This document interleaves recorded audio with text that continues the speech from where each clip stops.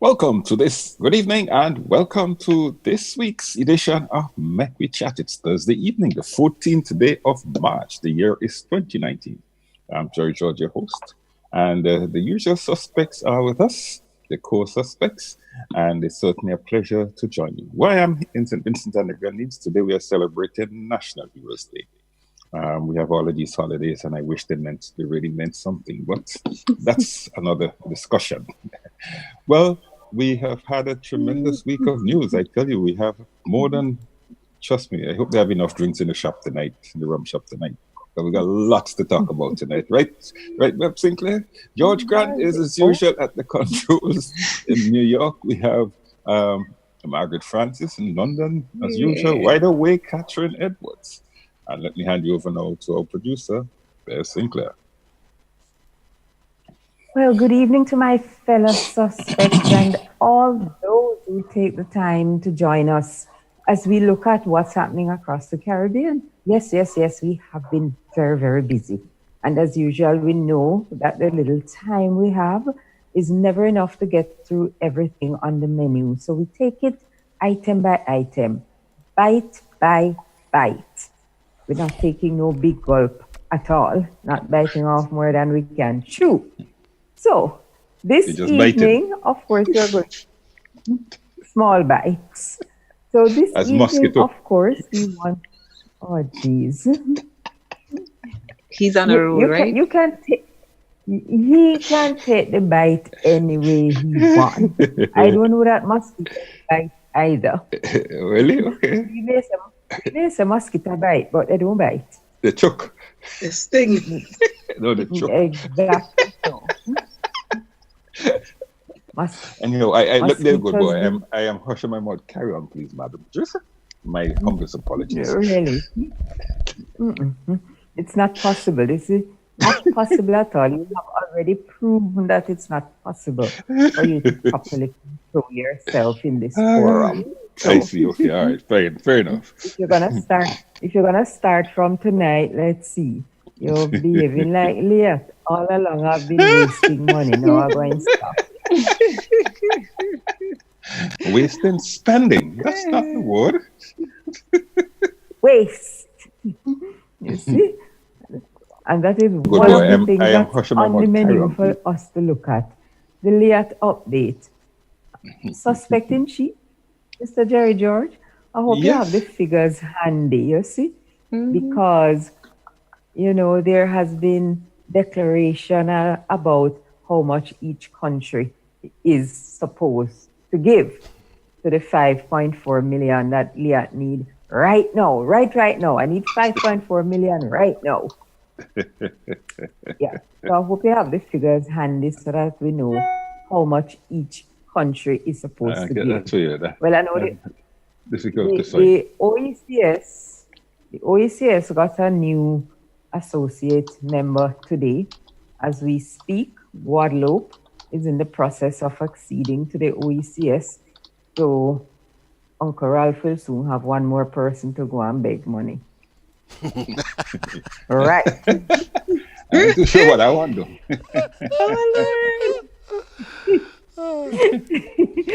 Bev, you're wicked. Right. Bev, you're wicked. She is wicked. No, she's just honest. Yes, because if the way you plan to earn money is to beg, you must always be looking out for prospects.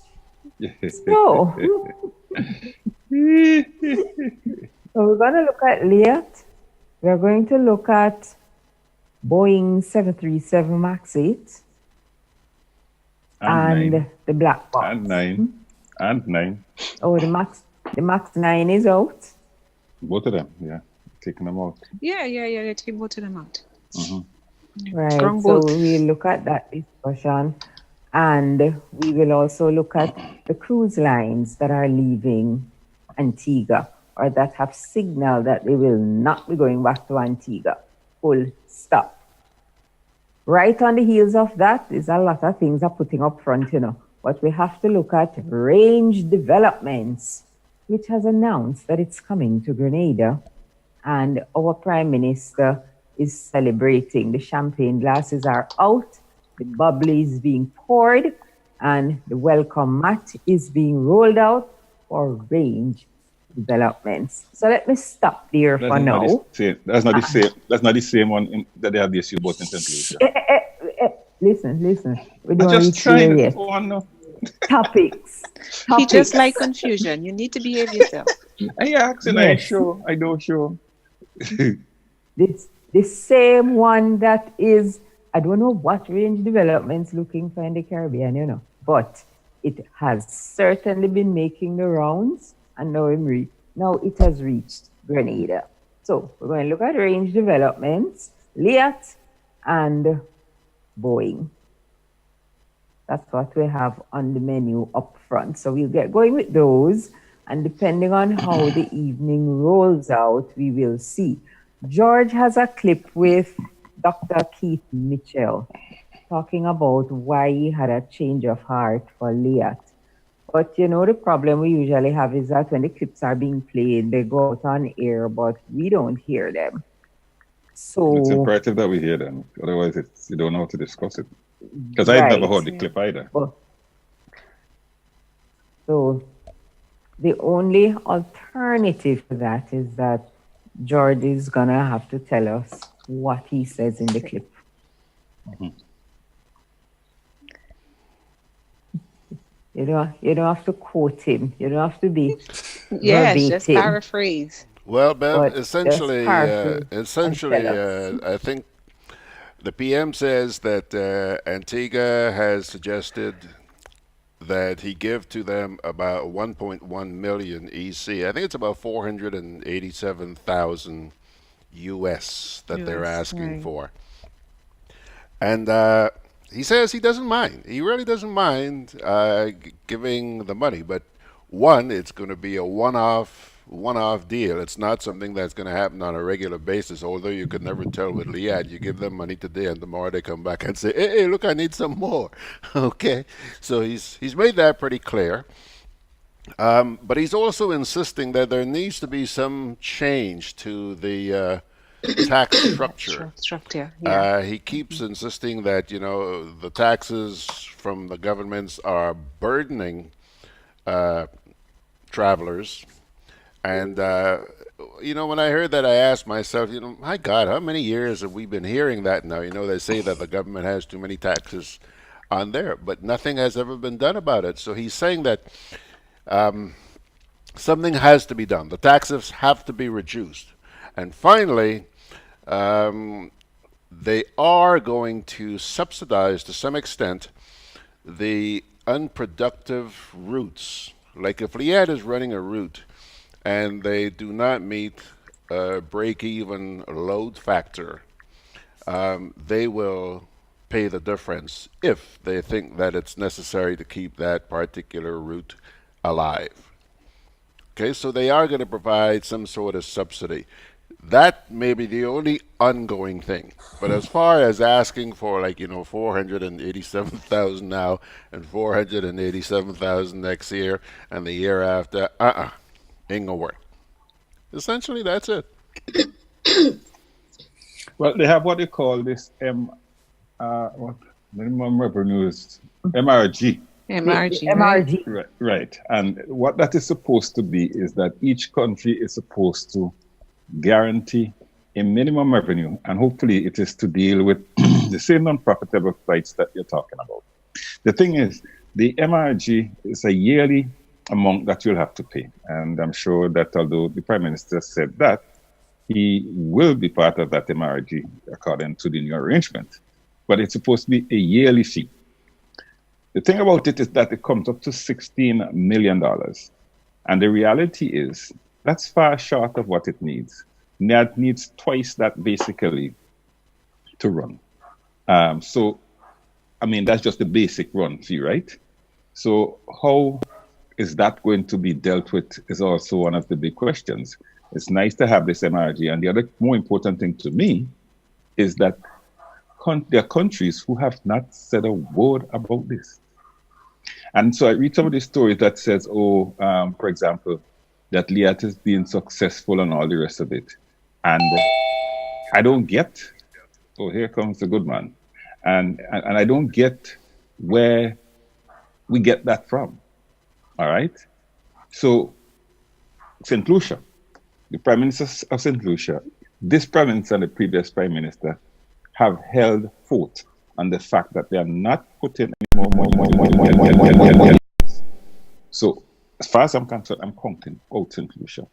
St. Kitts has asked for right. Well, Trinidad said we own 1%. We really have nothing in that, but we will give you access to our maintenance, and we could work out something so that with your maintenance, so that your maintenance is cheaper, which in a sense is money to in your pocket, right? But that's the extent to which Trinidad has committed themselves. Guyana, they've asked Guyana. I haven't heard a word out of Guyana in that regard. Where else? Let me just. Guyana is preoccupied with other issues right now. But, trust me. Does LIAT fly to Guyana? Yeah, man. Yes, it does. Okay. It does. Yeah, and it does good business with that route. Yeah, in fact, that route, that plane goes and comes. I could tell you how many times I've been in the airport. That plane goes and comes packed. Okay. Packed. Yep. But so right now, Guyana is wondering what they're gonna do with our goodly Dr. Francis Alexis, who is one of the lawyers who has started. Oh yeah, that's another big story. That's a massive story. But Dr. Alexis has turned up in this no confidence motion thing, and them lawyers down there say, not him, not you. You are a member of the regional body who select the same judges that you're going before to plead case. So we're not in that. Sorry, stay in Grenada. Don't come over here. No, but it's time we get that kind of straight talk in the Caribbean, actually. But at the end of the day, though, how do you avoid that, though? You get a proper RJLSC put in place. Yeah. Full stop. You can have a person who is practicing out there, being a member of that committee who at the end of the day, it's just untenable, really. It just doesn't work. It's untenable. It just does not work. Mm-hmm. Or if he's gonna be a member of that body, then he must understand that there are certain things you just have to give up. Mm-hmm. So pick your choice. You cannot have your cake and eat it. And the lawyers in Guyana were quick to pick that up and say, nope, no way. We have a problem with this, and this has to be addressed. So Guyana has other issues right now, more important than LIAT. So, yeah, the one thing is sure they're not going to have election on March 21st, which was the 3-month period that they should have had elections following the vote of no confidence. That is not happening. The Ghana Electoral Commission says they're not ready for elections. So, and the opposition leader has been agitating non-stop. The election machinery was not put in place after the no confidence vote, because somehow everybody just sit back and behave as if the vote didn't happen. Yep. You know? So they're not ready. They're absolutely not ready. But the leader of the opposition is agitating. Oh boy, is he agitating? As he should. Yes, he should. I agree. He should. He really is not sitting down on it. People need to obey the laws that are in place. Laws are there for a reason. And that's why even the good book tells you that laws are put in place for the lawless. If you didn't have these kind of lawless behavior, you would need to have laws and courts and police officers. But it's because of the lawless. That is why we have laws. People need to obey the laws. It is that simple, and if they don't want to obey, they should face the consequences. So, we're looking at the MRGs, which we understand.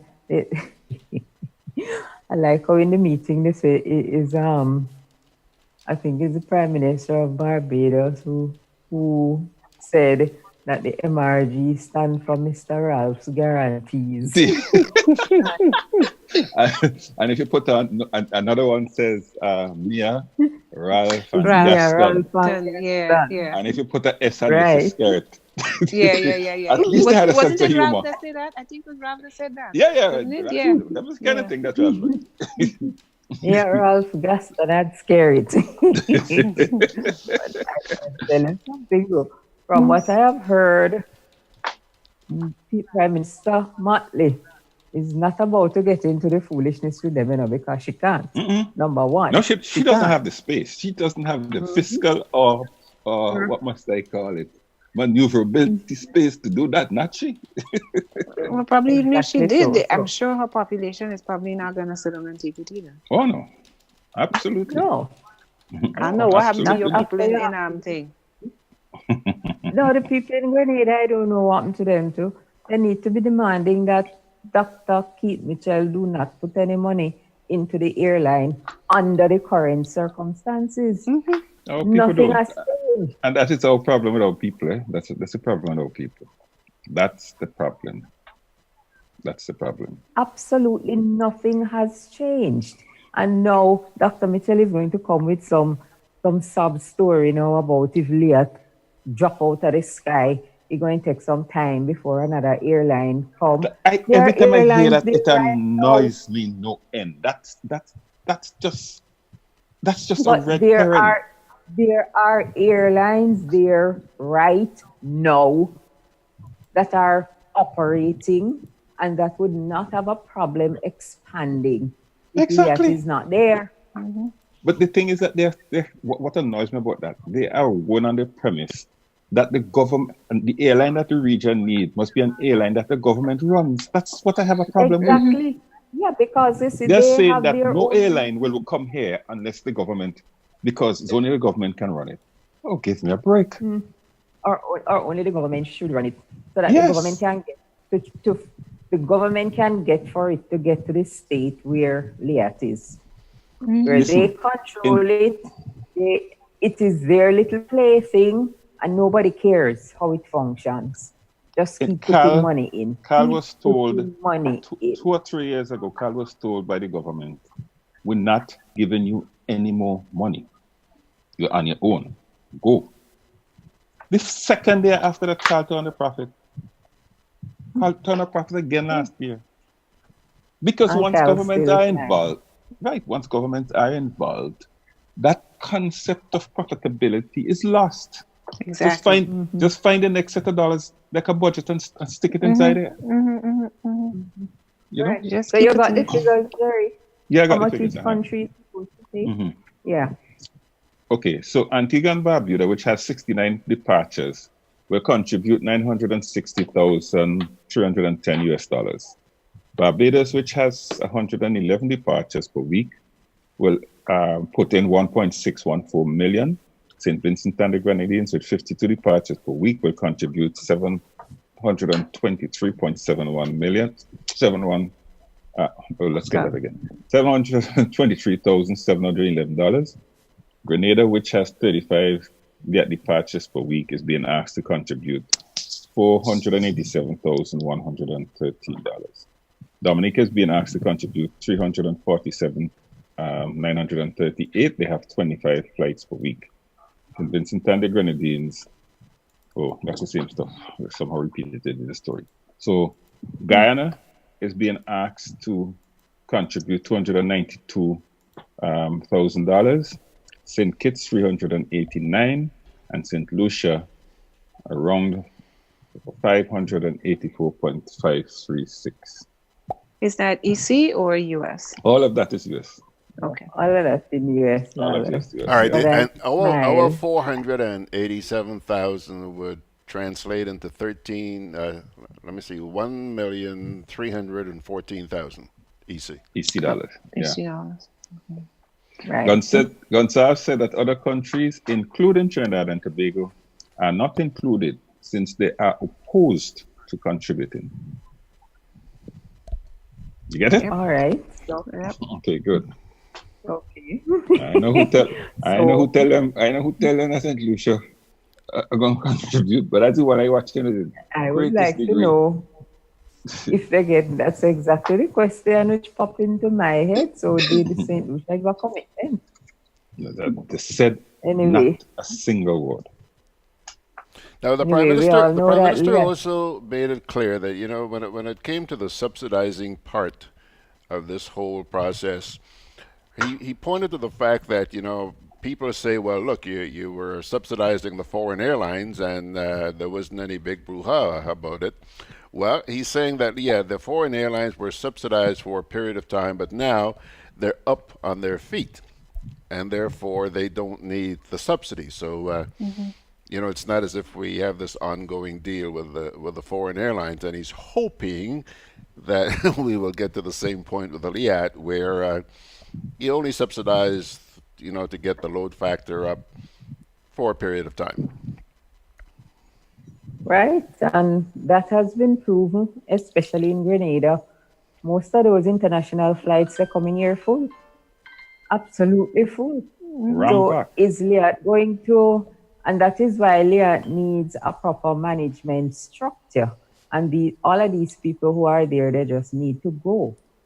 The international flights are built around tourism.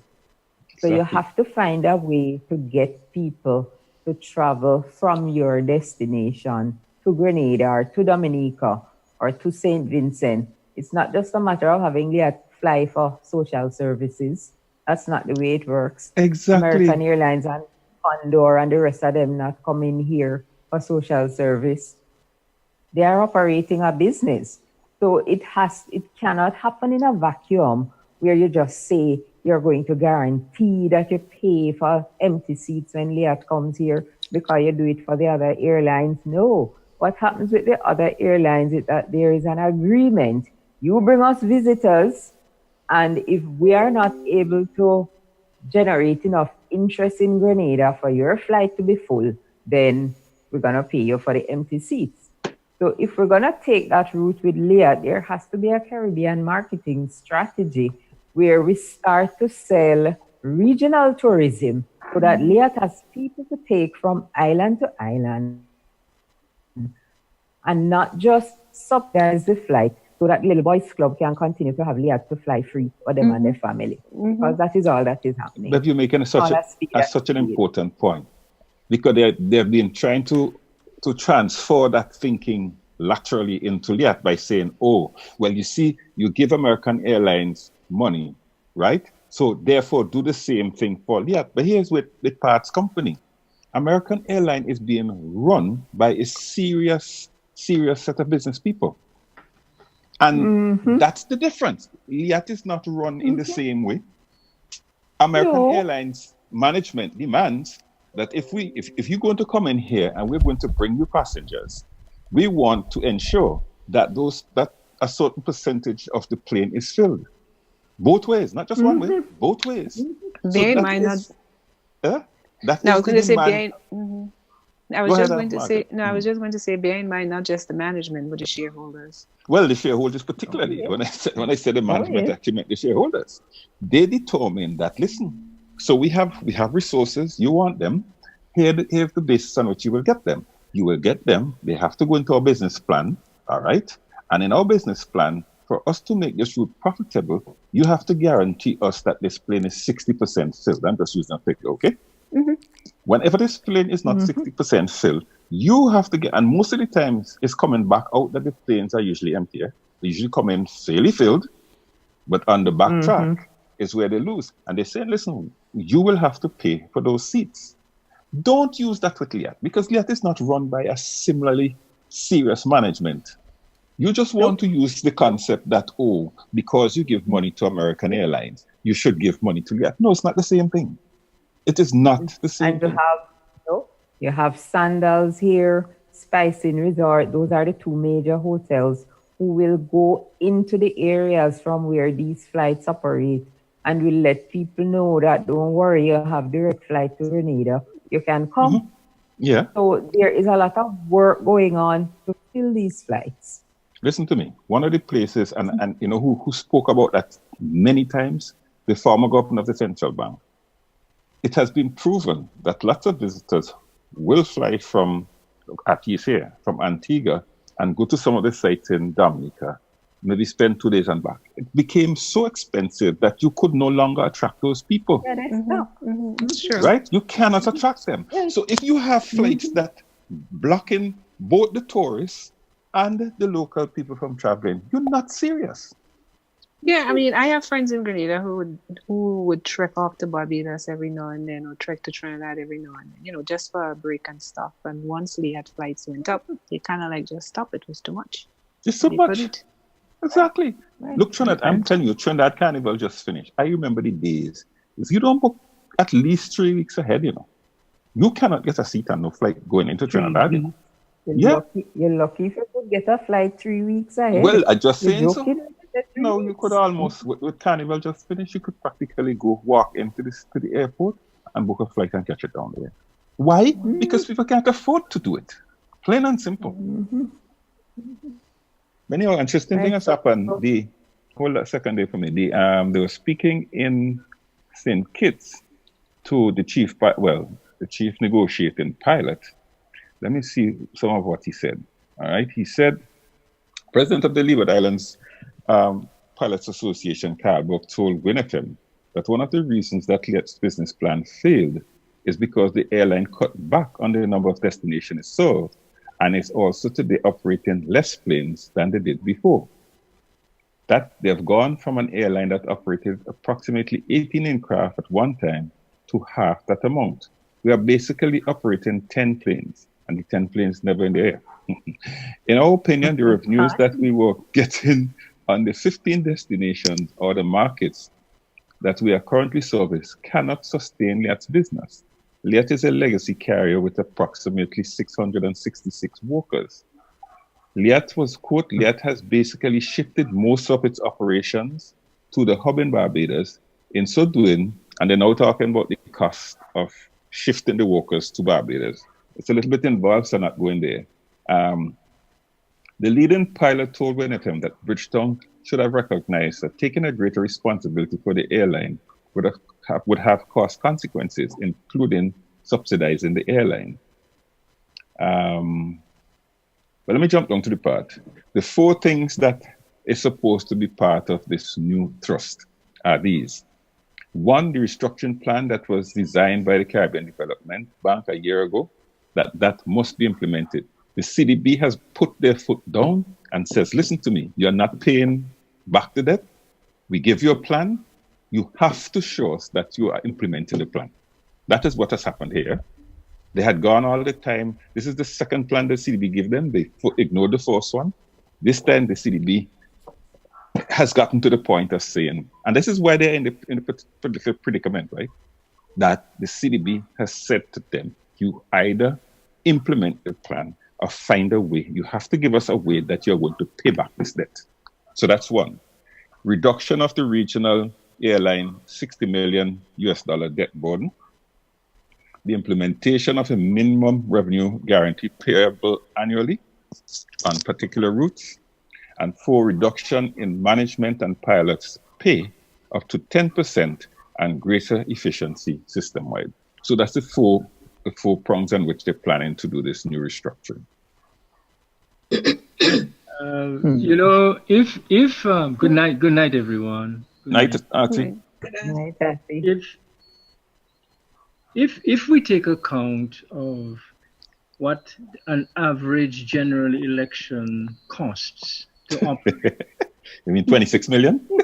Yeah, you will see that we really don't have a money problem. True. We have a will problem or prioritizing problem, because if LIAT needs, let's say, has a debt of 60 million US, and in one of the 4 ownership islands you're getting ready to spend 26 million US dollars over a 3-week period in a general election, multiply that by 3 or 4, and you will find that, frankly, it's almost a line item transfer that you would really need to do. If you have that money to spend on an election, what is more what is more important? And in addition to that, included in the spending on the election is over $6.5 million US for transporting voters, not from just the islands, but from the United States, from England, from Cuba, from Guadeloupe, and so forth and so on. So, in other words, if we really wanted to solve these problems we keep talking about, money is not the problem. The problem is the people who make the decisions about the use of the money. And that is so simple and straightforward, which is why, other peoples, other nations really consider us the buffoons of the world. Really, I mean, it's really quite tragic. It's really quite tragic. How can we be complaining? How can a prime minister in a country that is served by LIAT, that needs improved services, go there and be begging around for $500,000 there, $500,000 there, when he's prepared to spend more than he's asking his neighbors to give on just local transportation for the general election? Athie, I think you need to kind of tell them why you have these figures. Well, I mean, we have had these figures for some time. We've had these figures since last year, actually. Right. And because the Labour Party was planning to call the next general election in Dominica last year, but the polls that they had their pollsters doing were showing that they would lose. So they kept delaying, and they have delayed up until now. So now was an opportune time to leak the budget for the money that for the elections, and just to give you a taste, for retaining and paying the monthly professional fees of strategists and consultants, $1.5 million US. For resignation, retirement, and compensatory packages. That is bribes. You mean in one word, right? $6.3 million US. What are they retiring from? Well, if they were either, if they were in a job, not necessarily even. But this is talking about a campaign, correct? Yes. So if he comes to you and you have a full-time job with Corporation X, you name your package and you'll get it. Athie, by the way, I have your document. I have the same document. Yeah, it doesn't have to be that if you're in the government machinery, if you're a civil servant, you name your package and you'll get it. One medical doctor is reported to have named his package of $3 million EC dollars. And it was agreed to in 5 seconds. What? Wow. Yeah. So we're talking here. Very cheap, man. Yeah. He come cheap. Well, $3 million EC dollars is $3 million EC dollars. I guess he didn't know how deep the pockets of the named this package of three. So I mean, mobilization of air and sea transportation for approximately 1,000 overseas voters in the budget. They've set aside money for that of $2.1 million US, and they're asking for money for LIAT. That's half of what LIAT needs, right? Absolutely. Or just about. Absolutely, and it's set aside in a little political party's elections budget. So so really, we are up, upside down, back to front, inside out, whichever way you want to look at it. This is really what this is. And we all know, Athie, we know we can talk about LIAT till the cows come home to roost. So we're going to take a little break and then we'll come back. Beverly, before you more good stuff. Before you take your break, there's one more piece I wanted to add to this whole LIAT issue. The comment that I was just telling you about from the Prime Minister was made at this week's post-cabinet briefing. And one of the questions that was asked of him is, where are you going to get the money to give LIAT $487,000 US? And he pointed to two things. One, said that the economy is improving. I mean, the government is making more money nowadays, so they have a little savings. And also, the CBI has been doing extremely well. Apparently, year before, the CBI I think pulled in about 130. Please don't quote me on this. I could be wrong, but it's only 130 million US dollars. But last year, more than 400 million dollars. George, could I ask you a question? I'm not guaranteeing you I could answer it, but I'll give it a shot. Fair enough, I get it. So, what is all of this with the teachers and their pension money? Yeah, Jerry. Why do you have to be so damn logical, Jerry? For Pete's sakes, come on, man. I can't help it, man. I can't help it. Jeez. If the fiscal space only allows for certain things. The fiscal space is very full. Why do you think the question was asked in the first No, place? Bev is right. It allows for certain things. I see. Yeah, that's what Bev said. Just allow for certain things. Yeah. Why do you think the question was asked in the first place? What's it, George? I missed the part, George. Why do you think the question was asked in the first place? Well, I was hoping that was the reason why. Yeah. But you see, even on this LIAT issue, that Bev, I need to forget this part. But let's take the break when we come back. Yeah. Let me get my tea. Pardon me? Take the break. Take the break. Yeah. Okay. All right. Hey, Lynn. Hey, neighbor. Here's the bill I asked you to pay for me. How did you get your electricity bill to be so low? For one, we size our transformers just for what we need. And we unplug transformers, chargers, and other devices when they're not in use. We also replaced our light bulbs with LEDs. They burn less energy, right? Much less. I even replaced the seal on my refrigerator door to keep the cold air in. And GRENADABROADCAST is always advising us not to open the fridge too often. That's right. And my family washes and irons in bulk.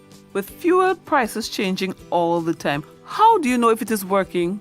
We pay attention to the usage history table. Over time, our average usage has decreased.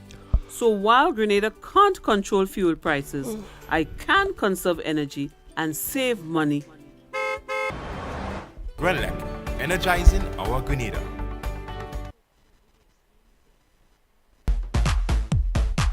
I'm always on the move.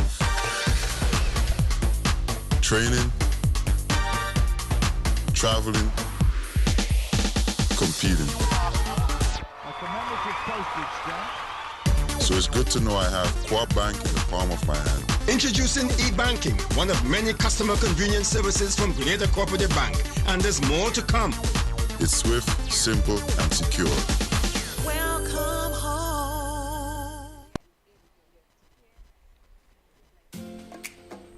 Juve chocolates, cocoa nibs, and cocoa balls from Diamond Estate Grenada are now available at Amazon.com, Amazon.ca, Amazon.co.uk, and GrenadaMarket.com. Try the sensational touch of nutmeg and a touch of ginger chocolates, 75% dark and rich, 100% pure cocoa, and their 60% dark and sweet chocolate bars today. Amazon Prime members enjoy free shipping on these orders in the USA, Canada, and Europe. GrenadaMarket.com. When you can't come to the island, the products of the island will come to you. All right, guys, we're back. I just wanted to say good evening to the people out there on Facebook. First of all, Earl Maitland says, great question. What is happening with the teachers? Thank Jerry for bringing that up, Earl. And Sharon... Tell all don't get me in trouble. Tell all don't get me no trouble. Sharon Elizabeth Roberts says, this is, in a word, corruption. But seriously, what can we do about that? Most of the Caribbean seems to have the same problem. Yeah, Sharon, we've been saying that on this program for, 2 years? Mm-hmm. Yeah. Anyhow, take it away, guys. Yeah, just let me come back in here by saying something. When Clive Bacchus of when FM was speaking to Prime Minister Gonzalez about LIAT, he pointed to two reasons why LIAT is in trouble financially. And I found the two reasons interesting. He used Dominica as one of the examples, that Dominica is a country recovering from the ravages of hurricane, and there are a couple of countries that had issues like that, right?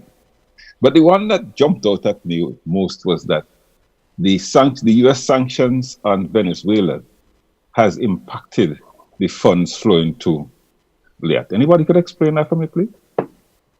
I'm not bright, I admit that. Could you explain that for me, please? Maybe the PM can explain why I should have get mine. Yes, we need to invite him on Mek We Chat so he could tell us why. If you call him now, he might speak to you in French, so wait until he gets home.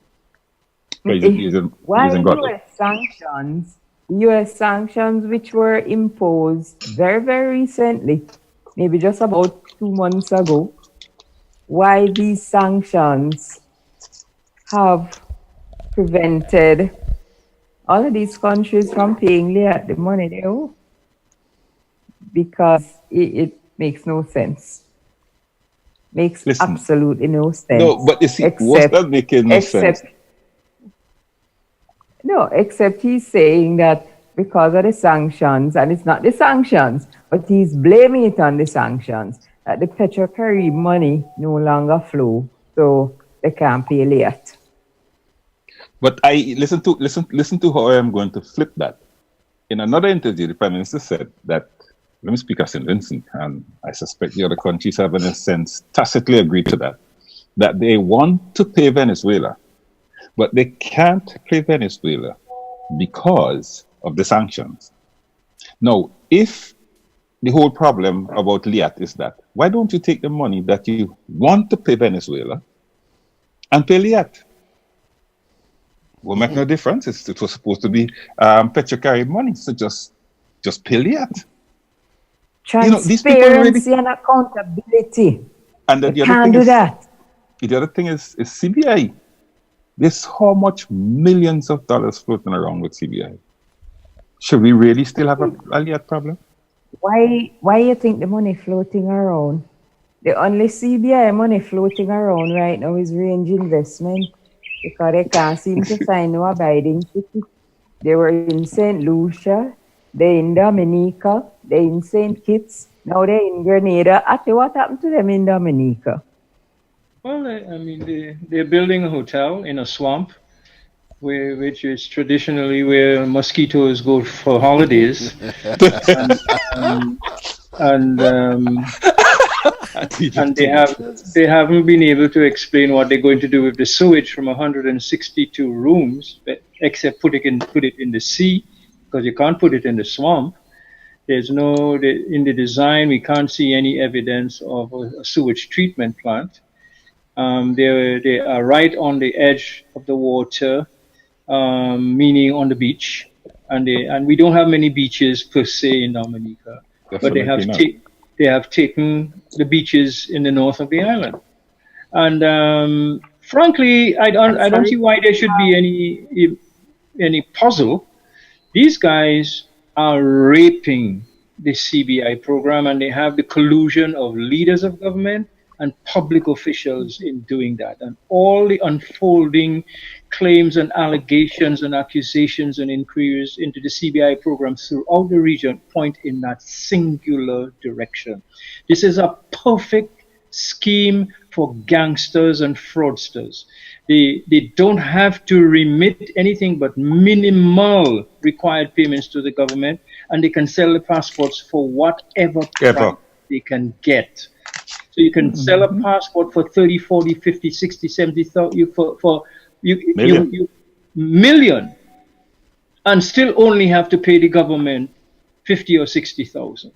What? And that's it. Yeah, that is the agent has a fixed fare, and the people who sell it can ask for whatever they want. Is the way they have no limit, and they come and they are given, they are allocated, like Range in Dominica was allocated 100 Dominica passports that they could go and sell at $1 million each. The entire hotel completed was not going to cost more than 150. So you do the math. Do the math. So we are facilitating, the birth of the new ultimate rich in the world, while we remain as we are, and we're doing it selling our country. But that was the last thing we had to sell, was the country, and we're selling it. So, there is no doubt in my mind that there is the need for blacklisting. There is the need for sanction. There is the need for global international inquiry investigation, and there is the need to revive Alcatraz and put all those guys there. There's no doubt in my mind about this. But Athie, listen to this. In St. Kitts, a private citizen has put down a wager of $5 million that one of the hotels started by the CBI will never finish. The man is so confident, he put down against them $5 million because they're starting up these projects. They're making. They don't get the money already because just do the math that Athie just gave. Just do the math. Doing the project has no sense to them. Jerry, the hotel they're supposed to be building in Dominica. Jerry. No, there's a comment here. There's a comment here on social media that I wanted Jerry to respond to. Somebody named Antoine Wilders Lewis says he's a Dominican watching in Anguilla. He's asking the question here: are they saying that Petrocaribe money was keeping LIAT afloat? Wow, that is the inference. If you're saying that the sanctions of the U.S. sanctions is stopping money going into LIAT. That's the inference. Plain and simple. But I am countering that by saying, you say you have money to pay back to Venezuela, but you can't pay them back because of the U.S. sanction. Then put the money into LIAT and tell Venezuela that's what happened. Venezuela not going to make no noise. But that was the original intention of the I know. Is that the money from deferred payments should be invested in economic ventures that would eventually turn a profit and allow the generation of revenue from which the payments to Venezuela could be made. That was the original plan.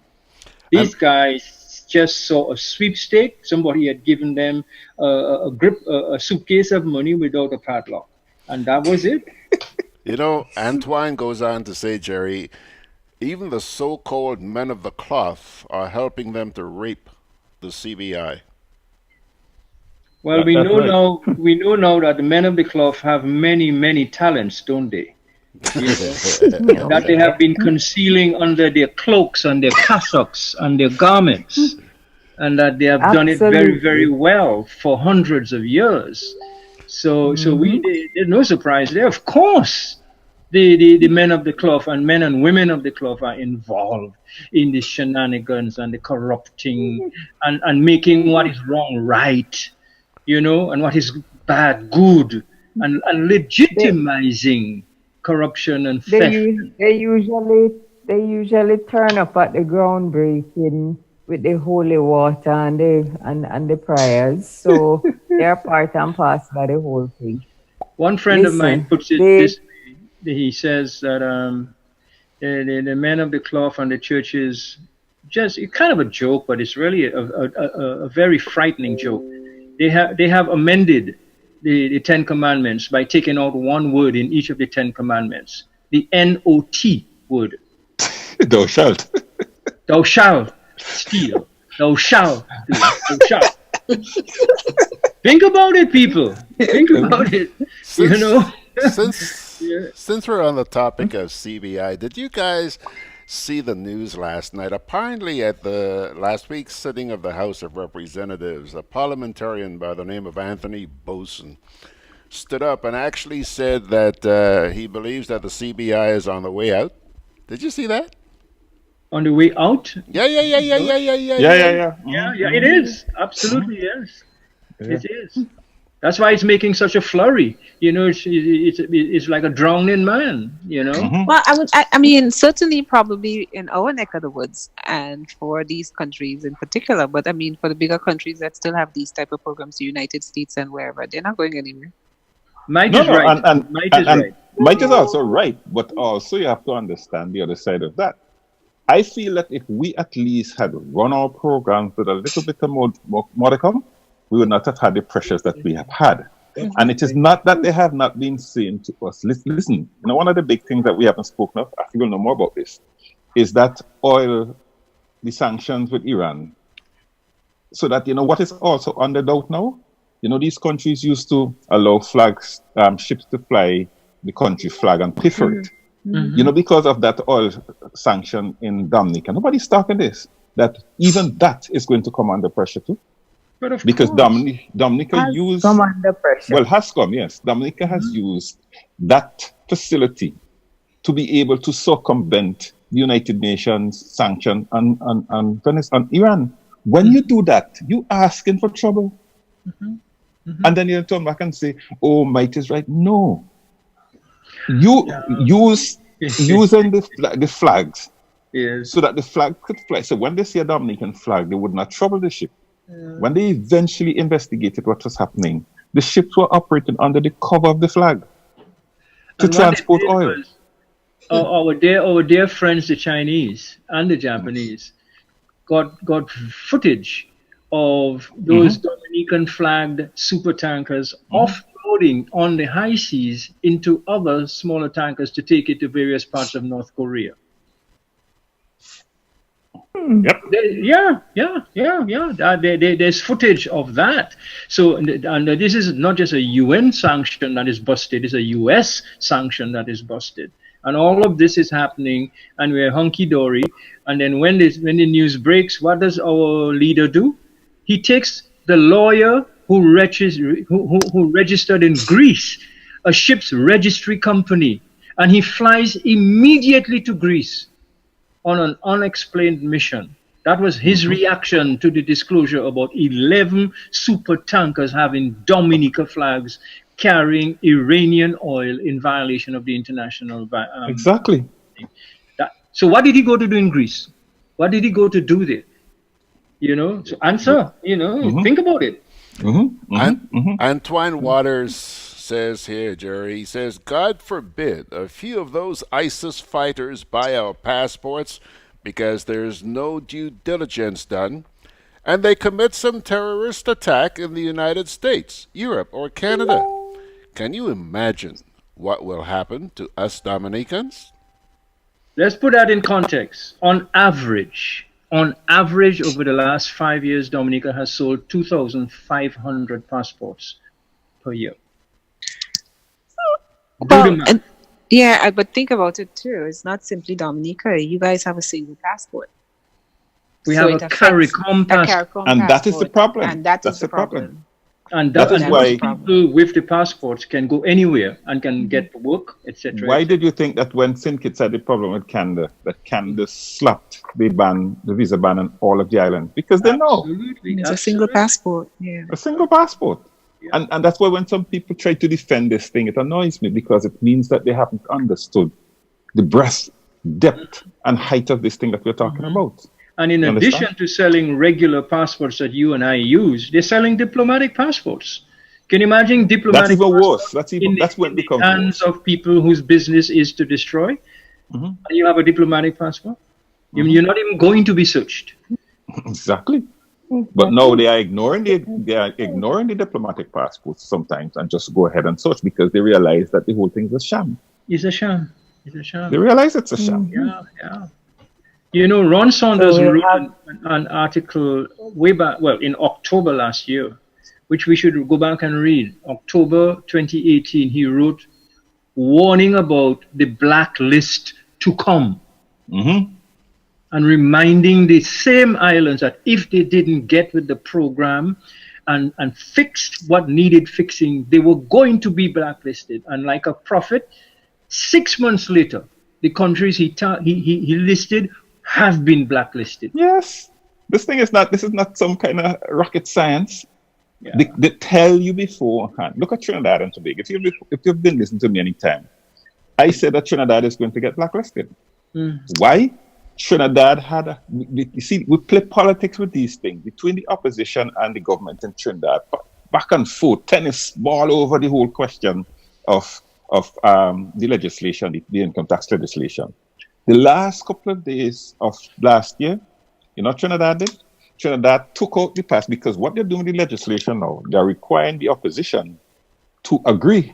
So you can't come into government and renege on it, saying that, well, we were not in government. They are requiring certain parts of the legislation to be agreed to by the opposition. The opposition refused. So the government pulled out all of those parts, passed it, and sent it on. They told them, fix that. This is the third month of the year, and they have done nothing about it. So what have they done? They have blacklisted them. No. Do you think they could continue that position of blacklisting? In fact, Trinidad is one of those countries where the corresponding banking relations is like this. It's on a knife edge. You imagine Trinidad being told that no bank is overseas touching your money? That's why they want to buy Scotia. That wouldn't stop anything. No, it just buffer them. No, not only that. No, not only that thing. If Trinidad doesn't fix that, because Republic is a Trinidad bank, it will make life difficult for all of us because Republic is a Trinidad bank. That's right. You see, nobody discusses these things widely in the Caribbean. Yeah, because we have gone far away from range investments, and it's hopping all over the Caribbean. Yes, that's fine. We did test right now. We did test tonight. You know, tonight we got plenty of things for talk about. I hope we get a chance to make the links between what we're talking about here, the LIAT thing, the CBI thing, and so on, the blacklisting, and the very disturbing phenomenon of the rising tide of violent crime, gun crime in all our islands. Yep. Right?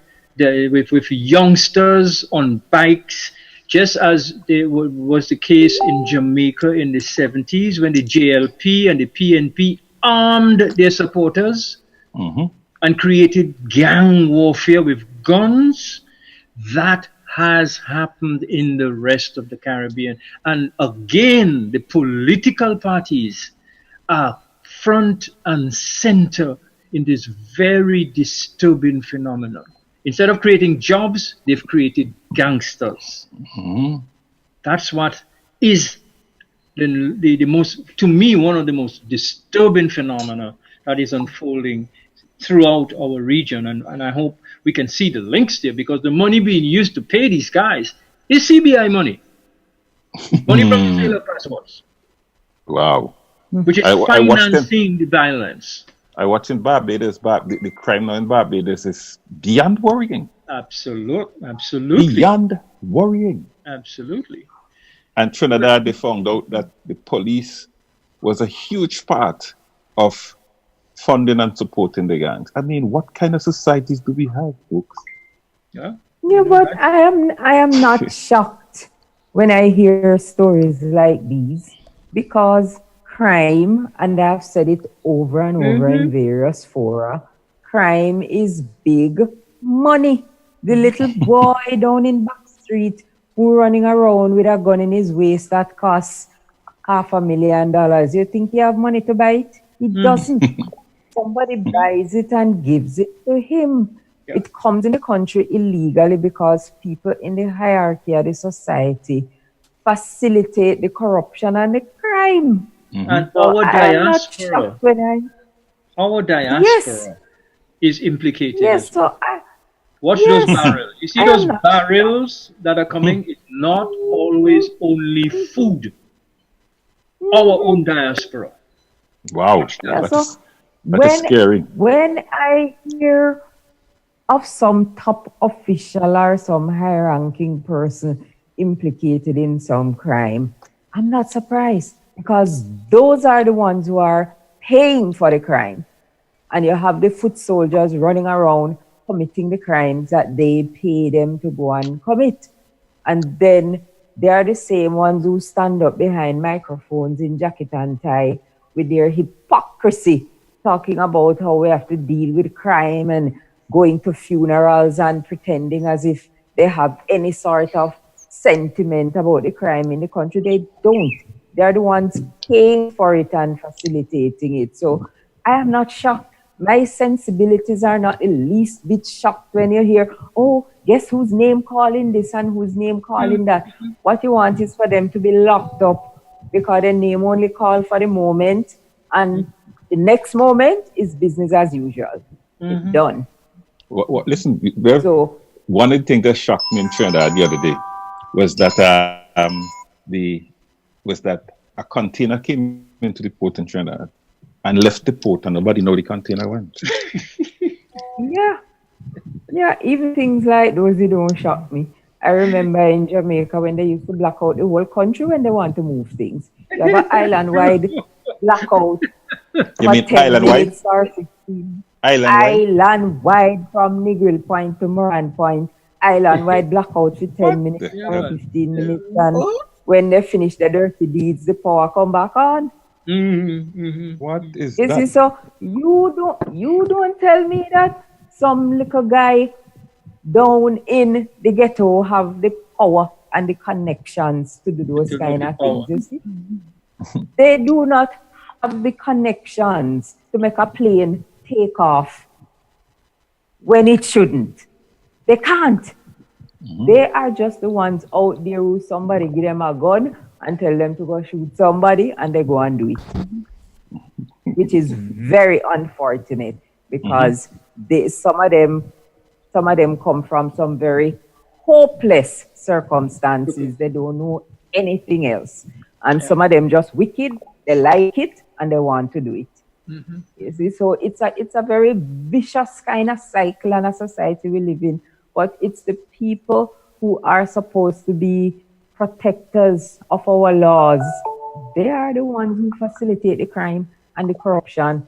When you talk about the CBI money and the CBI money paying for these things, in whose hands is the CBI money going? Exactly. Exactly. There is a very small number of people.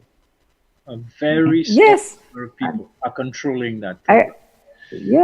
I remember I said it once in a news conference, and the Commissioner of Police was not amused when he sat there talking tough about how they're going after crime and what they're doing. And I said, but Commissioner, you sending some little constable who earning $1,200 a month to go out there, go chase down people who earning $1,200 every second? He was not amused. He was absolutely not amused, but it's the facts. Yes, these policemen do not have the resources to come up against those people who pay for crime. Crime is big money business, and because we do not have the institutions to deal with corruption, it continues.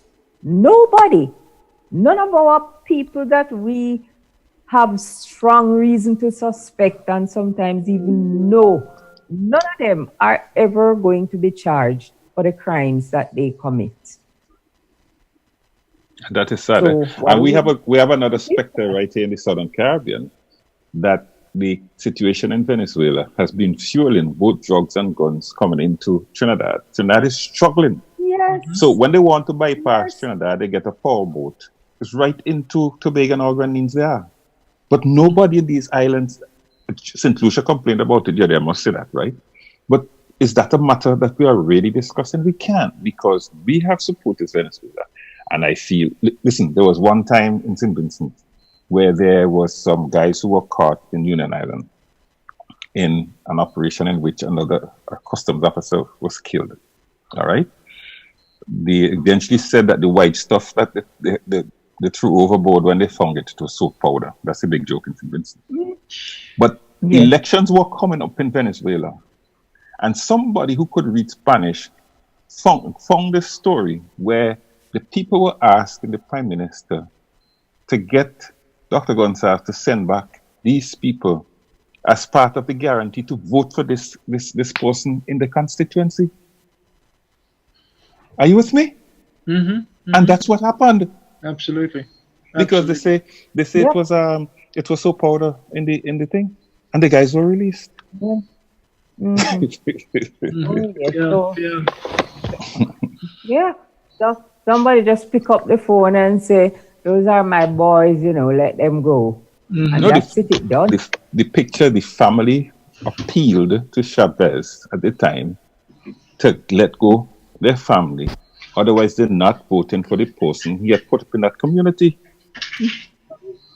Well, And it that's happened. it. And somebody It happened. get a phone call saying, "Those are my boys, let them go." Let them go. That's right. You gotta let them go. The man was killed. There was never even a proper what is called them thing again? When people get killed like Inquiry. that. Yes. Preliminary inquiry. Oh, please. Why bother No, waste there's the other your thing is time? when they call in the magistrate and whatever. I can't remember the name of the thing at the moment. There's none of that. The men were sent back. But you see, don't you realize that every week we have these discussions that when you think you have really reached rock bottom, there's more bottom. And I hope it's more rock. No, yeah, it's more bottom. It's like you go to carnival nowadays and it's more bottom, and that's what we're seeing, It's true. with regards to these very critical social and political issues. It's an exposure of things that suggests that we have lost complete respect for ourselves. The very young guys that Bev was just talking about, who are just the tools of the people who really plunder our society as gunmen or distributors of one thing or the other. They were the ones who were also the victims of the police operations. Police going after, they have a drug operation. Who they picking up? The same young boys. Exactly. On marijuana or what? No, look at the viciousness of it. You used the term vicious circle.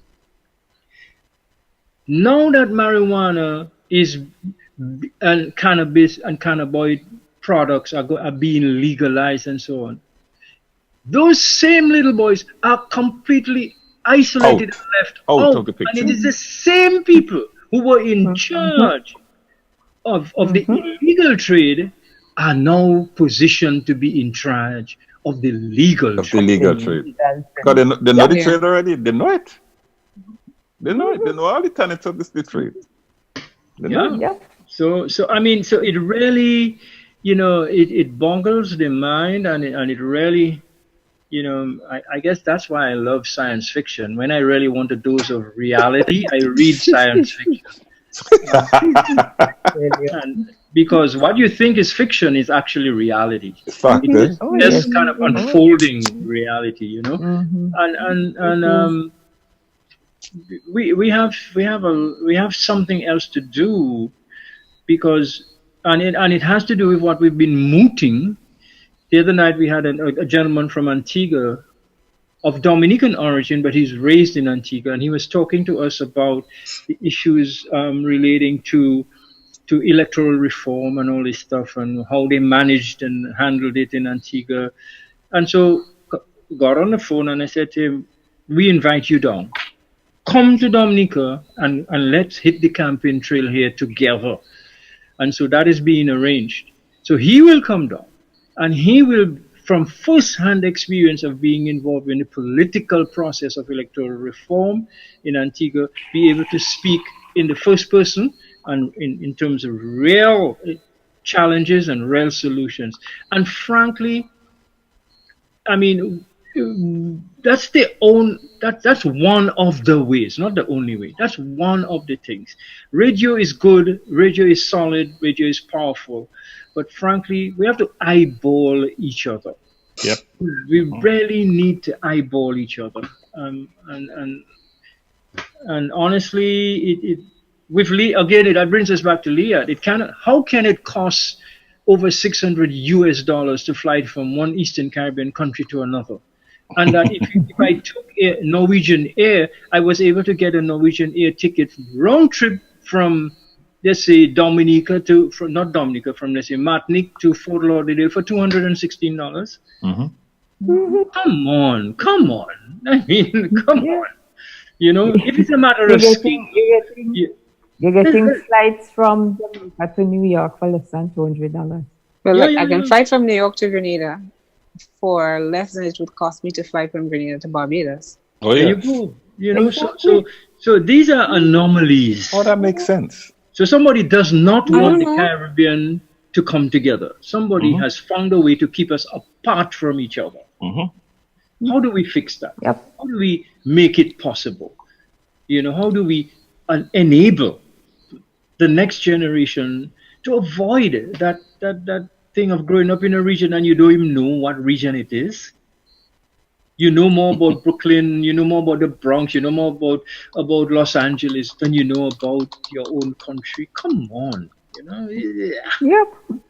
We're right next door to each other, and more people in the Caribbean have traveled outside of the region than within the region. Yep. It's more affordable, it's more convenient.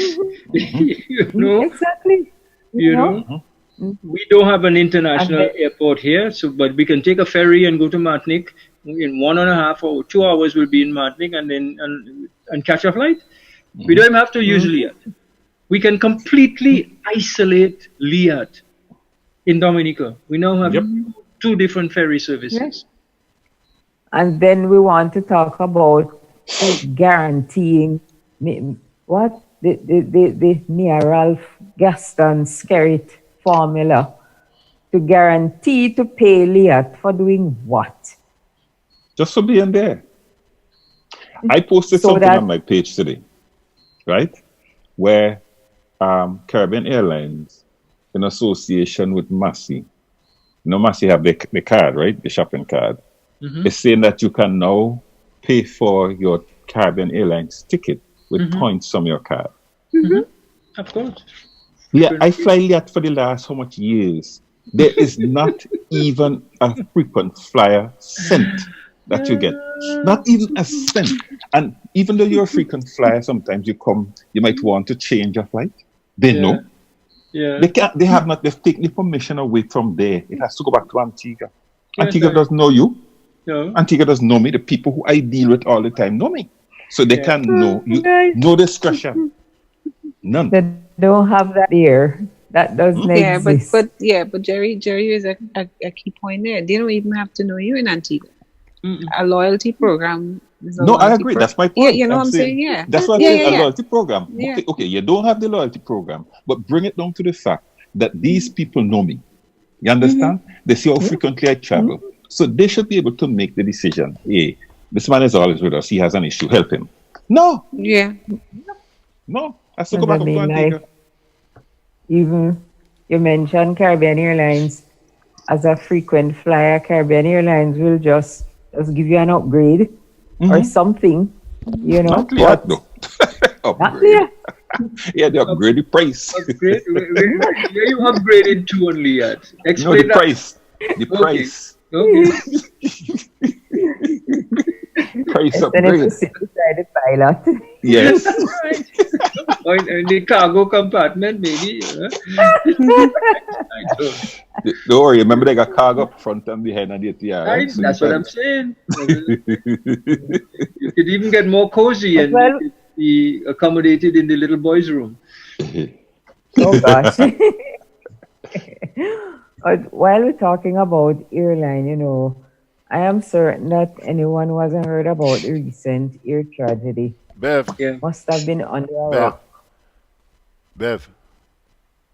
Yes, George. Before you segue, I think I don't want to lose touch with the people out there on social media. So do you mind? Please don't. Let me try and entertain a few comments. Eh? And these go back a little while. Tony Ben says, that was the son of the officer, the son who could read and understand Spanish, who let us know what Jerry is saying. You know what he's talking about? How'd that go? Pardon me? How'd that go? No, repeat that for me, please. Tony Ben says, that was the son of the officer's son, who could read and understand Spanish, who let us know what Jerry was saying. Well, somebody understands Spanish? All right. Is there Yeah, anybody I in here think can that's help what you? you were talking about earlier. Kipling Francis says, I will be praying for you, Bev. In 1987, I said that what you are saying now as a result of touching a nerve.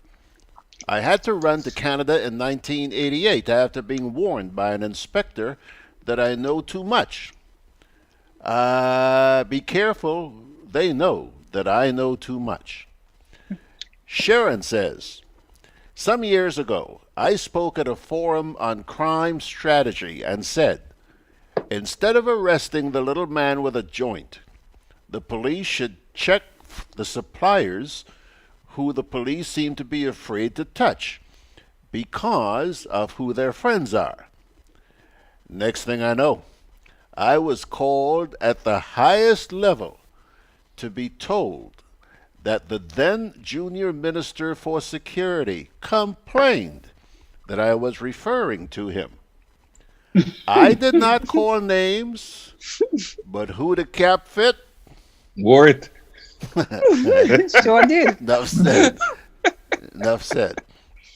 Laurie Bridgman says, and I'm reading this for the first time, Laurie says, for the amount of years that LIAT was in business, don't you think that LIAT should be helping with some kind of structural improvement instead? I don't know. Absolutely. 60 years. Yeah. Somebody had up this thing on Facebook today that they think, how go? I sent it to you, Beverly. Yes, the parents should be taking care of their children up to age 60. Because they are getting allowance still. Because LIAT gets an allowance still. And I said, well, that would be good for NIS and the retirement age. Because everybody would have to be working in the 90, you know? I did before. Anyhow, Bev, sorry I interrupted you. Bung away. No, that's all right, George. This is Mek We Chat. We jump in and say we peace when we need to. But more importantly, we want the people out there to know that we recognize their contribution. Because for a long time we had asked for it, and it's now coming really fluidly. Yep. So, and we certainly appreciate the input and the insight from those who spend the time with us in cyberspace. And some of them, you know, some of them they're there, but they're incognito. They're hiding under the table. They ain't saying they're still there. They're still That's okay. That's okay. Yeah. And we still appreciate them. That is fine. The good thing is they're with us. So go ahead. Yeah, well, George, you remember what I was about to say when you interrupted? Well, not interrupted. When you decided to take the social media piece. Where was I going? You were talking going about with the American Airlines. The Boeing. Right. The accident. Yes, I said we must have been on. That student needs to go to the top of the class. Huh? Anyone who hasn't heard of Don't you forget it. Anyone who has not heard. Oh, Lord. The bad behavior. If you haven't heard about the air tragedy with that Ethiopian airline, you must have been under a rock.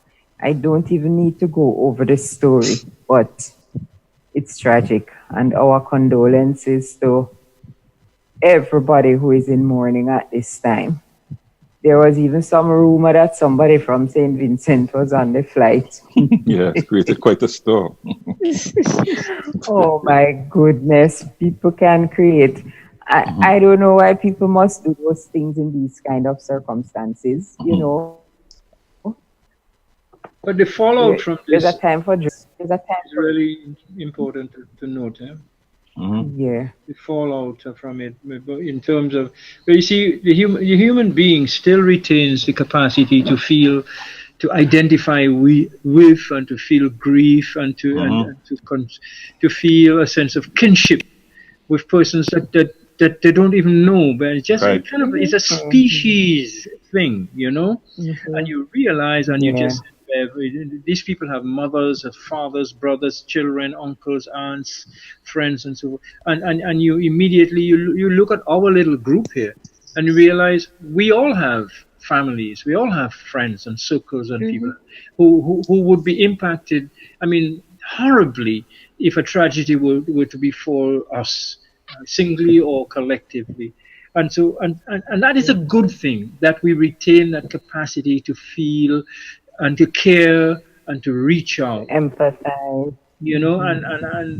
And because so often I think people can get jaded to the point where you can watch and observe violence being visited to somebody, and it's almost like you're watching a movie and you get tired, you change the channel kind of stuff. Exactly. And So true. So I'd like to extract that, as something for us to note and to keep cultivating, that sense of global citizenship, not CBI, but a real sense of being citizens of the earth, and caring for the earth, each one and every part of it, And so I do encourage us to never forget how to grieve and to be compassionate towards people who have been visited with that kind of tragedy.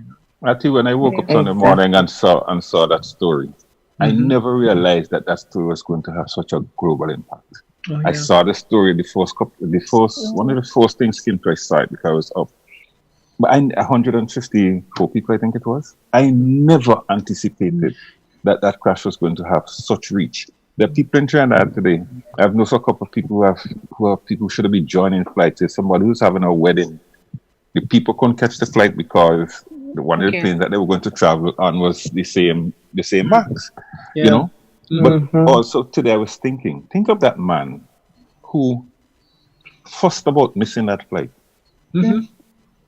I enter into his head because sometimes those of us who fly, we could understand all of the stuff, but think about him today. Yeah. And it's funny that you mentioned that, Jerry, because so often when these tragedies occur, you can always hear those stories, and you're so right. I mean, we tend to, when something happens, you run in to catch a bus, you miss the bus, you miss the train, and you're like so mad, you can't wait for the next one. And then something happens and you see, wow, and sometimes, it's probably time that you need to slow down.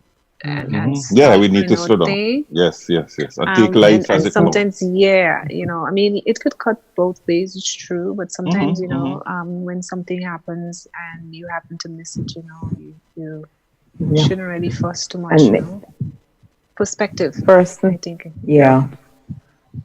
Most people who have to catch a flight will catch the flight. Most people, because everyone knows that it's not like a minibus or a taxi where you just miss one and you say, oh, I'll jump on the next one. Right. So when someone misses a flight and then something like this happens, it is just such a huge thing.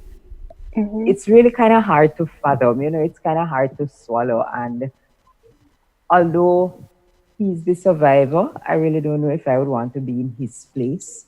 No, I'm telling you, that's the point. Yeah, and that's there's like a something called nightmare. survivor's guilt. That is like a nightmare. Yeah. Seriously, he's the one person I've thought about several times. But that's where the ancestors, our belief in our relationship with our ancestors. I mean, this is not something everybody agrees with, but I believe that our ancestors are in communication with us, and that they are actually an intimate part of what we do. And one can say, not by way of rationalization, but by way of accepting that we do have an ancestral history and legacy that we should not let go of, because the ancestors watch over us. They do. I lost a cousin, a very dear cousin, in that 9/11 incident in New York a few years ago. And I'm sitting here listening to you guys tell these stories, and I remember one story I heard was about somebody who was really pissed off about having a pair of shoes that were too tight for her. And those shoes prevented her from getting to the World Trade Center. She worked at the World Trade Center. They prevented her from getting to work on time. And she was mad like hell because of those shoes. And today, because of those tight shoes, She's alive. she's alive to tell that story. Yeah. On the other hand, look at my cousin. My cousin, only a couple of months before, he worked in that building for years. And only a couple of months earlier, he had retired. The day of that World Trade Center fiasco, he had been called back to work for somebody who was sick. And Wow. he went out there to fill in for that person. Yep. Yep. We lost him. Yep. Wow. Wow. You just don't know. It's tough. You just Wow. don't know. You never know. You never know. And life goes on. You just, it's what I said at the beginning of this year, you know, because in 2018, you know, so many things happened. 2018 was one of those years you mentioned, like a kind of year. And when 2019 began, I said we need to cherish every single moment as a precious gift. That's right. Because That's right. when we sign off here tonight, we plan to meet again next week, Thursday. And it may not happen with any of us, but so many things happen within the 8 days that pass. It's a long time. Every Thursday. Yeah. And life just keep moving on. And sometimes when you see people going crazy about some things and just acting up about some things, and I'm like, what is the fuss about? Exactly. All are we soon dead? What the problem? Enjoy life. You're alive. You're here now. Do what you can. Athie talked about the humanity which is supposed to exist in us. Serve your fellow man. Yeah. It's funny, you know, I'm associated with a group that we're looking at the Constitution, and the Constitution is founded upon the principle of your duty to your fellow man. True. So apart from the fact that as a human being, you should feel that sense of humanity toward another human being. You have a duty to your fellow man. Yep. So stop the craziness and the fussing and the lying and the thieving and the things. The whole are we soon dead. Yeah, definitely. I remember experience. Yeah, I remember experience I had years ago when I was doing assisted nursing, and I used to work with this patient who had kidney failure. This patient who had kidney failure, and one morning I remember getting up and thought, I feel like going to work today now. I'm not feeling well. I'll phone in sick. And like something just came to my mind. They said to me, Catherine, you know the people you are going to look after today, they are getting up this morning and they wish they was in your position. They are going to hook up in a machine so they can be alive. You are healthy. Get up and go to work. And I thought, what? I said, this is true. Let me go to work. Yeah, you get up this morning and it's the same people getting up as well. And they wish they was getting up to go to a job. You get up to go to a job. They're getting up to hook on a machine. Get up. So this is life, darling. That is what you see. Yeah. Margaret, you remember this morning on our program this morning, somebody in Florida was wondering how come I was so full of energy this morning. You remember that? Yeah. And I had to explain to the guy, you know, when I opened my eyes this morning, I was so thankful to be able to open my eyes. I was thankful that I was breathing. I was thankful that I was able to come and sit down in this chair. You know what it's like to get up in the morning and you know that you're going to go sit down and have a group of people out there who share your vision, they share your thoughts, they're happy to see you, you're happy to see them. I mean, that is like, there's so much to be thankful for. But yet we find... And you're alive. And you cannot enjoy life when you have wicked and evil thoughts in your mind and when you're plotting evil things and doing all that. You just can't. You're living, but you're not alive. So you need to free your mind and enjoy life because it's all we have. That's all we have. And when you think of those people, when you look at the profile of some of those people who were on the flight, they were not on the flight because they didn't have anything else to do. They were going about their business, moving from one place to the other because they had something to do. They had a mission to fulfill, and all of that just ended just so. So you could have the biggest plan today and you never get to finish it because all we have is life and death. And when you have life, you enjoy it. That is what. I think that is Sharon what we sums need it to up best here. Sharon is saying on Facebook here, live each day as if it was your last. Yeah. George, I don't even stretch it to the day. I said the moment. Yeah. Live each moment. Just enjoy each moment. I remember as a much back in the day when I was a young person, I remember I was at work one morning and this girl, she heard that one of her cousins had died and she was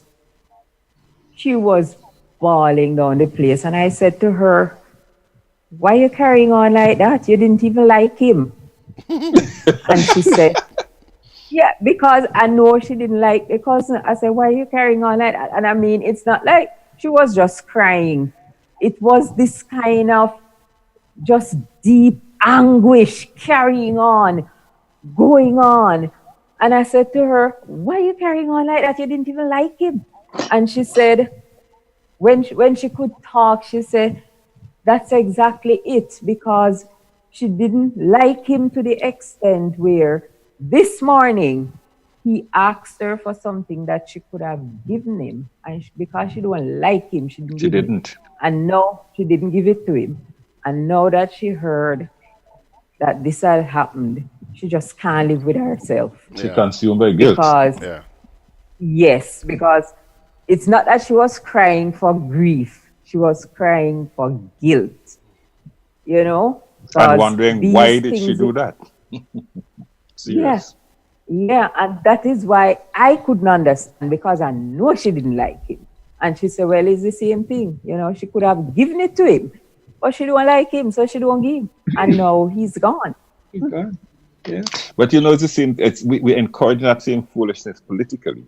That people, because the person's in a political party, we do them evil. We speak badly about him. And our whole country, to some regard, has split down in that same way.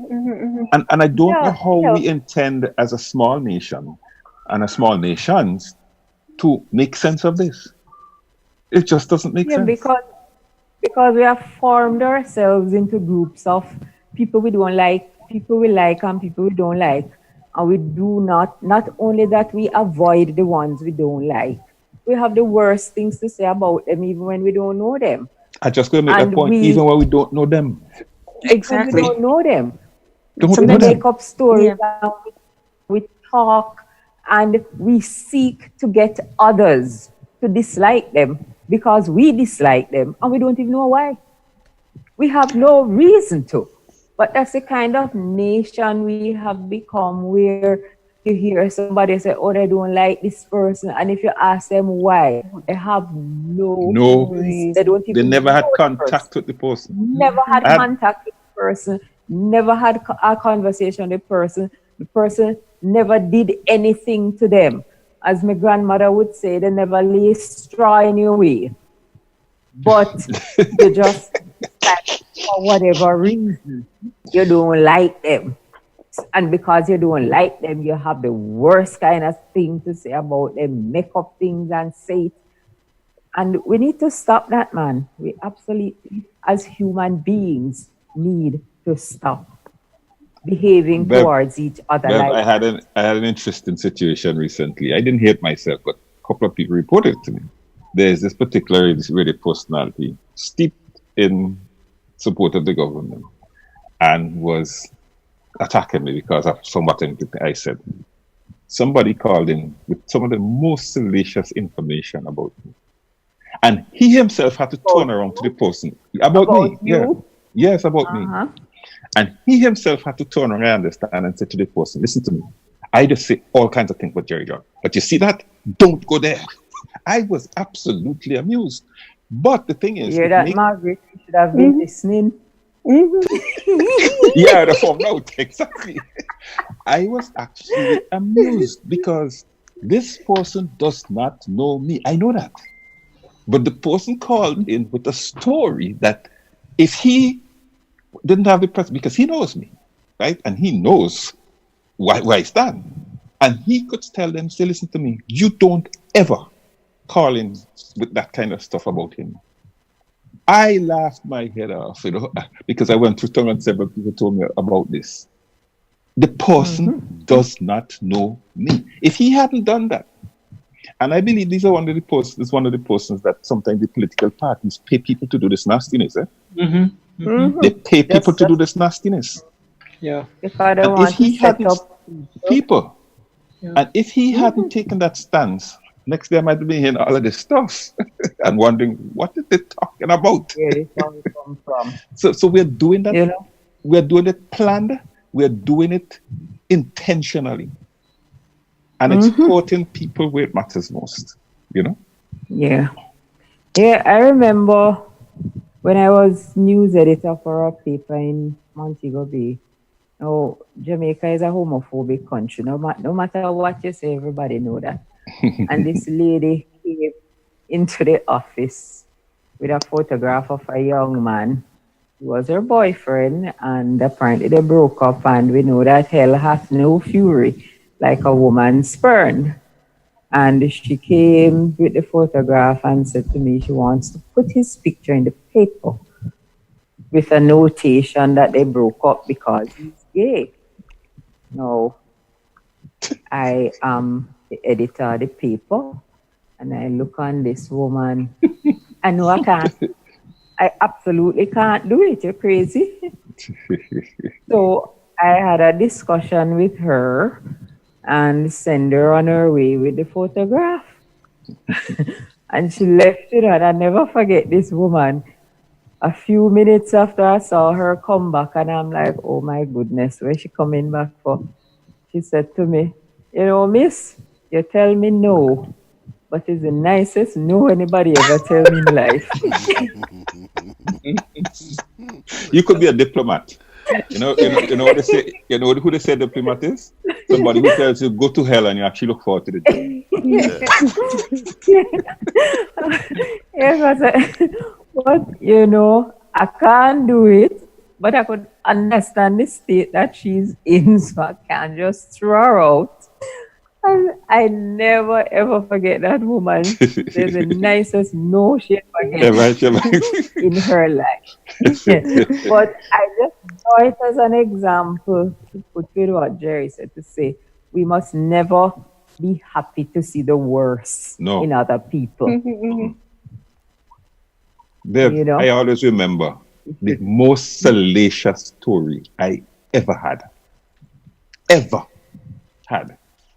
was a story where a girl was saying that a former prime minister was her father, and she put a little ad in the newspaper, basically saying she was going to get a DNA test done. So I called up on the phone from this little ad, and she was willing to tell the story because she was living in New York, how they cheat her and this and that. And she is indeed the father, and the girl could tell me how she used to go and see this former prime minister through this back store and stuff like that, and he would give her money and the rest of it, right? And then she pointed to this person who she said was standing in her way. Well, I picked up my phone and I called him. I said, do you know so-and-so? He says, yes. I said, what relationship do you have with the person? He told me. I said, but this person is saying that you are standing in the way of her claiming her rightful inheritance because of so-and-so, because she had given me the story. Oh, he went totally crazy, right? I said to him simply this. I said, listen to me. I'm giving you 2 weeks because she says that she is going to come and do a DNA and she will publish it. I said, you are standing as the agent for this former prime minister.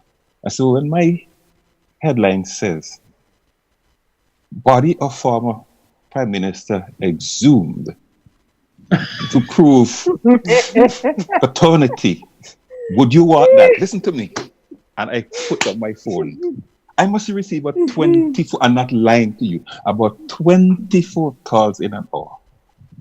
And I always said, if I publish that story, that paper would sell like boom. But I saw it and I said, no. I said, yes, the story is great. But think of the person, the people, because the wife was still alive. The wife of the former Prime Minister was still alive. And I said, no. But let's, well, go ahead, yeah. Yeah, we have to take our final break on Mek We Chat, and then when we come back, we'll wrap up with our closing discussion. I wonder what we will talk about. With free island-wide delivery, Hubbard's Building Supplies and Lumber Departments continue to provide the best quality lumber, steel, tiles, plumbing materials, electrical, and general hardware supplies at competitive prices. We continually consult with builders, homeowners, and contractors to improve product range and services. Enjoy discounts where applicable, including the use of credit and debit cards. At Hubbard's Building Supplies, Grandance, and Lumber Department, Caranage, we offer quality service, affordable prices, giving you the convenient, reliable, free island-wide delivery. Call 440-2087 for all your home improvement and building solutions.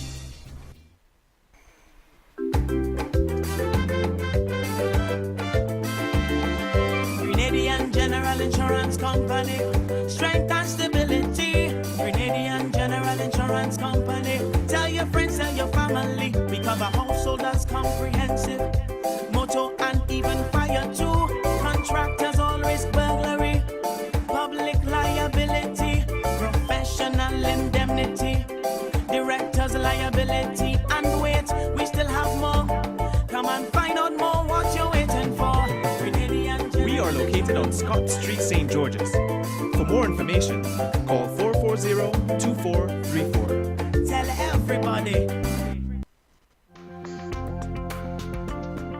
Together with you, our customers, we energize our community.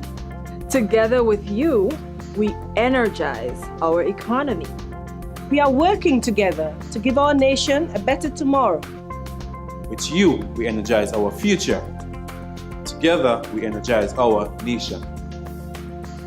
Thank you for partnering with us as we energize our spice side. Redleg, energizing our Grenada. All right, guys, we're back. And you know what? Just before we bail out of here tonight, I want to take a moment here to share with you guys something really, really great that happened this afternoon. You know, we've been talking a lot over the last couple of years about the youth and the potential that our youth have, right? Well, today we launched a program on this network. It's called WOKE, W-O-K-E. And I had two youngsters by the name of Augustin Lewis, he's a youth leader, and Joel Greenidge, another youth leader. These kids came in here at 4 o'clock this afternoon, and for an hour they sat and they discussed the things that concern them about governance in this country today. What even impressed me a whole lot more was not just the fact that they expressed their concerns, but you know what? These kids came up with solutions. But of course. Man, that turned me on no end. It's on Facebook, it's on YouTube, it's on the Grenada Broadcast site. You can go check it out. And these kids have promised that starting today, they're going to be in here every Thursday afternoon at 4 o'clock to do this live discussion. They're going to bring, other people in from time to time. But I was so impressed at the intellectual content that these kids put out. And, I sat here and I said, boy, let me tell you, there is hope for this place after all, But it's just that a lot of these kids are being stifled. And they describe the program, what is it here? Showcasing the potential of Grenada's youth. That's the way they described it. Yeah. And Bev, Madame Producer, I am going to take the liberty of extending an invitation to these two kids to join us one night. But of course, on Mek We Chat. I think you guys would have a blast talking with them. Absolutely. Absolutely. Look forward to it. Yep. And while we're on that note, there is a young Grenadian. He's 10 years old who won and are looking for the information because I don't want to say what is not so. He's 10 years old and won a Chopin competition in the United States. And I mean, I told his relative, I said, you need to get this information out so that we can celebrate our young people. 10 years old. He finished first. 10 years old. I think there may have been about 10 countries participating. 10 or less. Chopin? International piano competition in Hartford, Connecticut, and he won the first prize in the junior category. That's brilliant. So, absolutely brilliant. Kobe Buckmeyer. So, our young people, they do have talent, they do have potential, but you're quite right, they are being stifled by greedy adults who think they're going to live forever. Or who think the world can't run without them. I invite all of them with that mindset to go to Egypt and visit the pyramids of the great pharaohs. They also thought they would live forever and the world couldn't go on without And not only that, they pack a lot of things in the grave. And all the things they pack with them in the pyramid is just there for other greedy people to go and plunder. So everyone with the mindset who think the world can't go on without them or think they're going to live forever, take a trip to Egypt to go and visit the pyramids.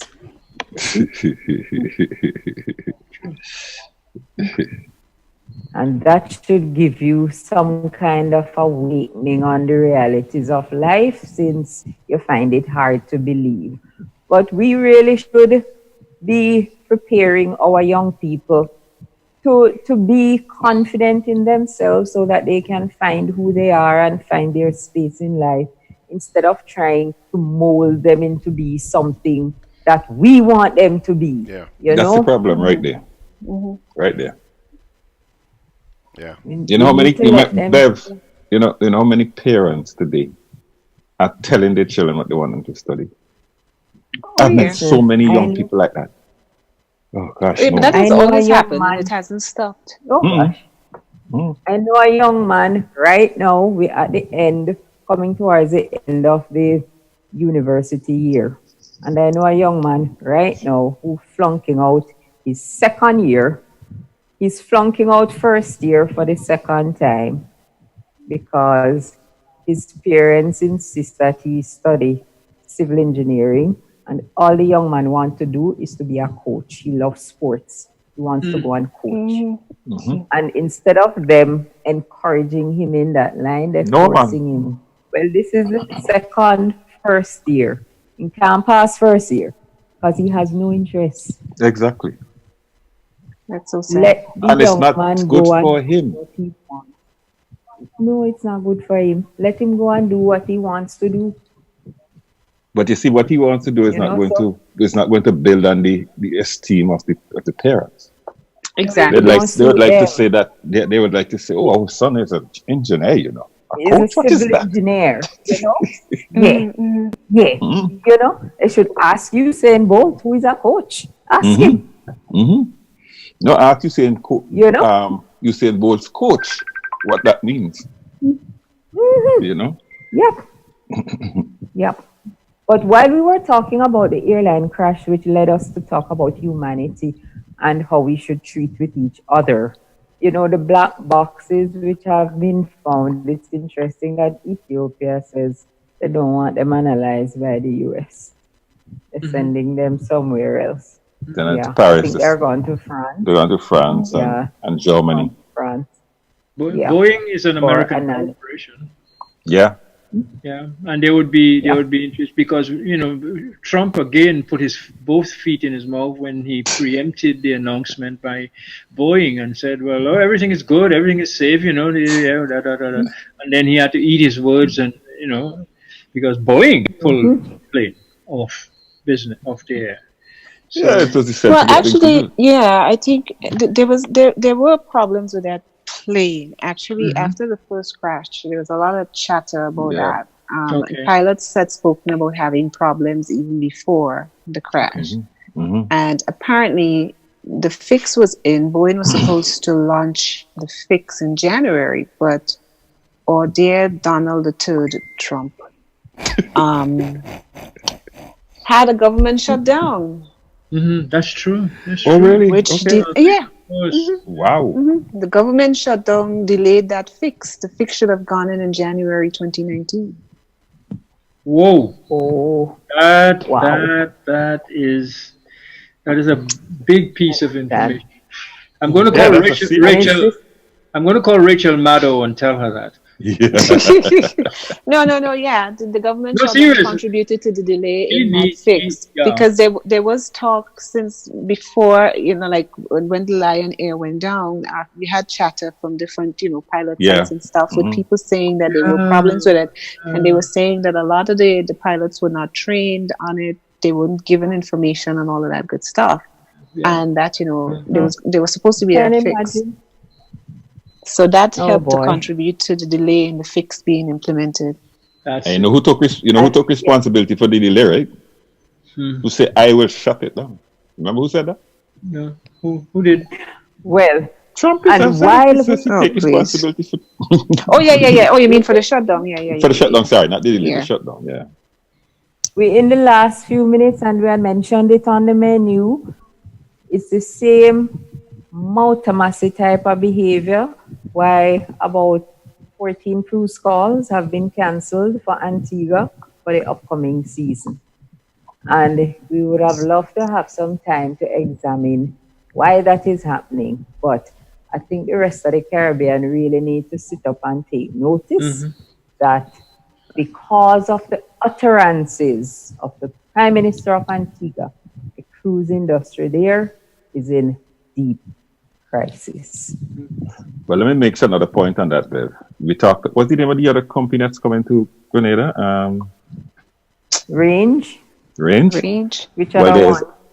No, I'm going to tell you now that there's another company in the cruise business who every one of these countries seem to be going to. And part of the frustration of the crew people is that this company is called Global Ports, I think it's called. In Antigua. And they are buying up all of the cruise terminal business, and this is part of the reason. So my question is, why, from the time one signs up, there should be a law against it, because in my mind, that is creating a monopoly. That the same company buys interest in all of the ports of the region. You couldn't do that in the States, right? So why every single prime minister, they get a deal in Antigua, they get a deal in Grenada, they must get a deal in St. Vincent, they get a deal in... So if anything happens to that company, what happens? That company holds all of us at ransom. That's what happened with Range. But you see, we are economies of scale, and people know that one of our small islands can't really satisfy certain kind of businesses. So they need everybody on board. No, but at least get two companies so that we could create some competition, because I'm saying no company is too big to fail. Where's Range from? No, you're missing, Margaret, you're missing the point I'm making. Our economies are small, and when a big company is looking for business, they know that they need 8 or 9 islands. And because our political leaders make political decisions, nobody stopped to look at the effect of signing on these companies, because everybody wants to cut ribbon. Everybody wants to cut ribbon and say, look, we're bringing investment into the country, without looking at the big picture to say this person is buying up all of the Eastern Caribbean. But that is how you're supposed to look at it. That, my fellow suspect, is the problem. No, so we are one on that. Get some because the problem with, hold on, because I run out of time, let me just say something. The cruise industry's problem is exactly because of that. Instead of the Caribbean coming together to determine what the cruise passenger per head should be, everybody jumps away, and the cruise ships go to each country and give each country what they feel. If we had agreed as a region... Is the same thing with the CBI? No, well, it's the same thing I'm saying. That's where our fundamental problem is. So we might complain about the cruise thing, but we give monopolies away. But when somebody else come, we want to fight them. Hello. And that's why I was asking where that company was from, because I was wondering if somebody is buying up all the ports, why couldn't these governments in the region come together? No, you asked about manage their ports. Yeah, that's why I asked where Range was from. Range is just a CBI company. The principals of Range have some kind of CBI association. They sell passport, they make money, and they're supposed to invest it. It's an incestuous group with this Henley and Partners that's supposed to be managing CBI in the region. So Range is a part of that mix. All of it's just one of those kind of incestuous relationships, and they come into the Caribbean, and that is why I am so curious about why they're hopping from island to island, from Dominica to St. Lucia, because they were in St. Lucia, things didn't go well there. They were in St. Kitts, now they're out of St. Kitts, now they're in Grenada, and Athie said they're building hotel, which is supposed to be a Ritz-Carlton in a swamp, and they come and throw these big name hotels around. They're coming to Grenada with Park Hyatt and Six Senses, and they have already made all their money. We have 1 minute to go. Any guest arrives, they have made all their money back. Exactly so. Exactly. And that is the key. We have 1 minute to go before George evicts us summarily. But folks, once again, to thank you very much for joining us for this edition of Mek We Chat, especially those of you on Facebook. We love you.